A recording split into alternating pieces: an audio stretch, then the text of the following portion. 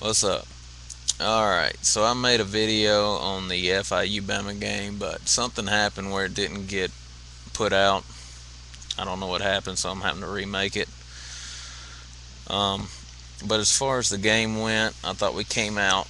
We looked sluggish at first, but we turned it up the second half. I saw an interview by Kareem Jackson, and he said, Nick Saban gave a good halftime speech, and I think he fired up his players a little bit, and they came out and executed a little bit better, and actually looked like they showed up and played Bama football the second half. But as far as what I got from the game, um, we got to get better on special teams. We've played two games so far and had two kickoff returns. We got to get better at that. Uh, Greg McElroy completed actually 14 consecutive passes at one time. I thought he looked very comfortable during that game and made good reads and threw the ball very good. And also Trent Richardson, as everybody saw. Uh, I mean, the kid's going to be awesome this year. He's going to really be. I think him and Ingram's going to be our main two punch, and then Upchurch is going to come in uh, and provide some fresh legs. But as far as Ingram and Richardson, the two combined, that's probably one of the best two combined backfields this year. I mean, it's crazy how talented them two guys are in the backfield. We've actually got 10 sacks out of two games. We had 21 sacks the whole season last year.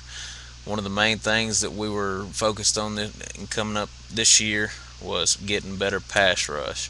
We did not have very good pass rush last year, and to have 10 sacks in two games, looks like we have gotten better at doing that. But um, FIU had some good players in my. I mean, the receivers. They had one receiver that was real good. Actually, had two receivers that was real good. There was number four. He was real good. He returned a kickoff that he showed his speed. That number four was actually not bad at all for FIU. And the quarterback, he really impressed me too. I mean, if you watch that game, he got lit up so many times and got back up and stayed in the pocket and delivered his passes. So FIU, I got to give you all the credit. Y'all played a good game. Um, Now, I mean, I really don't have much to say on FIU. 40-14. Like I said, we came out second half. We played Alabama football. North Texas coming up. This is going to be a very interesting game. I don't know much about North Texas. I haven't followed North Texas. I know their quarterback is going to be out. He's got a separated shoulder on his non-throwing arm, so he's going to be out this game, and one of their offensive linemen is going to be out. That's not a very good thing if you're a North Texas fan, because coming and playing Alabama, you definitely don't want any of your offensive linemen out with this kind of defensive lineman. Um, and also your starting quarterback. I don't know who y'all's backup is, but y'all starting quarterback is out and y'all's offensive lineman. So that's never good news coming into an opponent like you're about to play. Um, but the game, I think I hope we get up early and actually get some young players some experience, because you never know. I mean, we never know. Greg McElroy, knock on wood, something could happen. And if we have to go to our number two quarterback and he's got to, be in there for a game or two games, or you never know the rest of the year, we need to have him some kind of experience. So we need to get up early, get some experience behind Greg McElroy, and even defensive wise and offensive linemen, get experience all across the team. Uh, I think that's very important for us to do this week, is get up early on these guys. I made a prediction that it was going to be 28-0 versus FIU, and I was wrong. All right, I didn't know we got to get over this little playing down to our opponents. We need to come out and dominate, and I think we will. I think North Texas. I think that FIU experience in the first half sort of opened up our guys' eyes, and you got to play every time you come out. You got to give it your all.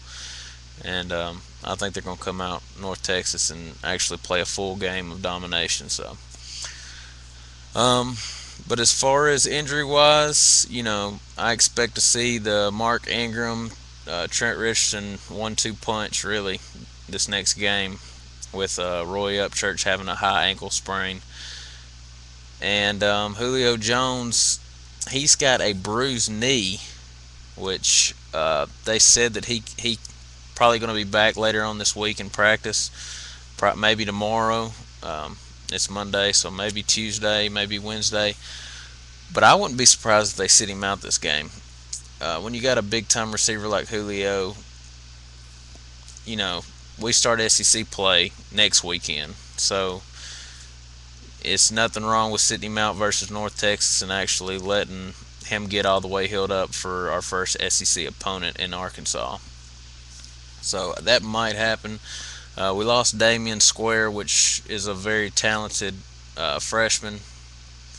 I hate to see that he got out. He actually tore his ACL and he's having to have surgery. I think it's tomorrow he's having surgery, but I hate to see him go. I mean, he's a very talented guy. How about Marcel Darius? If you're not an Alabama fan, how about Marcel Darius? You need to keep